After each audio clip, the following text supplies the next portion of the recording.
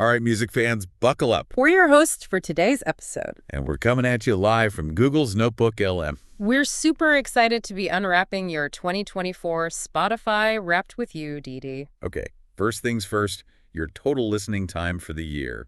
Drumroll, please. Get ready for this.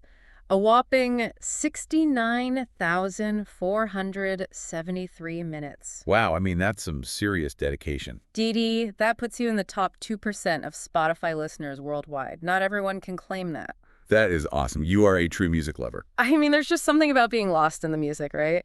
And Dee Dee, your most musical day was January 8th. Oh, yeah, January 8th was a big one. 1,125 minutes over 18 hours of music. Wow. Okay, what were you up to that day, Dee Dee? I'm picturing an epic road trip, windows down, belting out your favorite tunes. Or maybe a cozy day at home, just letting the music take over. Whatever it was, it sounds like a good time. Definitely.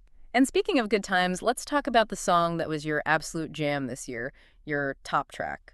The one you just couldn't get enough of. Are you ready for this? Dee Dee, your top track was Gunfight at the OK Corral by Frankie Laine. Classic. A true masterpiece. You listened to it 665 times. 665. That's amazing. I'm not surprised you're in the top 0.001% of Frankie Laine listeners globally for this song. You really have great taste in music, Dee Dee. And speaking of taste, let's move on to your top artist. Yeah, let's see who provided the soundtrack to your year. With over 10,000 minutes of listening time, it looks like Deborah Lurie was your go-to artist. Oh, Deborah Lurie. She's incredible. That deep soundtrack style, it's like stepping into another world. Absolutely. And Dee Dee, you're clearly a big fan. You're in the top 0.04% of Deborah Lurie listeners worldwide. It's got to be something to brag about. Oh, yeah. I wonder if you knew that Deborah Lurie is often described as a composer who transports you to another world. And that totally makes sense, right? Because Frankie Yes. Laine, with his gunfight at the OK Corral, he does the same thing. It's like a whole Western adventure just playing out in your headphones. Totally.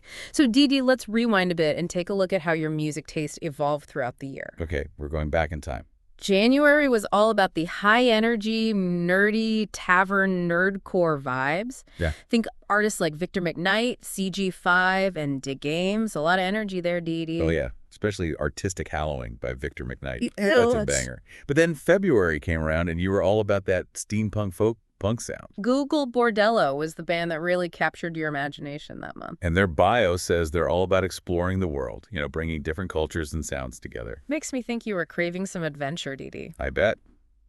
Then in August, a major shift. You were diving deep into post-apocalyptic fantasy soundtracks. Deborah Lurie, Jeff Zanelli, Murray Gold.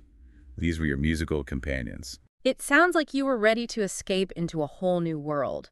And then as summer turned to fall, your love for classic Western soundtracks really took off. Frankie Laine and Ennio Morricone, those iconic composers. They're masters of storytelling, creating these vast landscapes, sweeping emotions, just like those classic Western films. It's all about adventure, drama, those timeless tales. And even as we head into November, Frankie Laine is still holding strong. That consistency says something, doesn't it? Definitely. It tells me you appreciate those timeless voices and those melodies that just stay with you.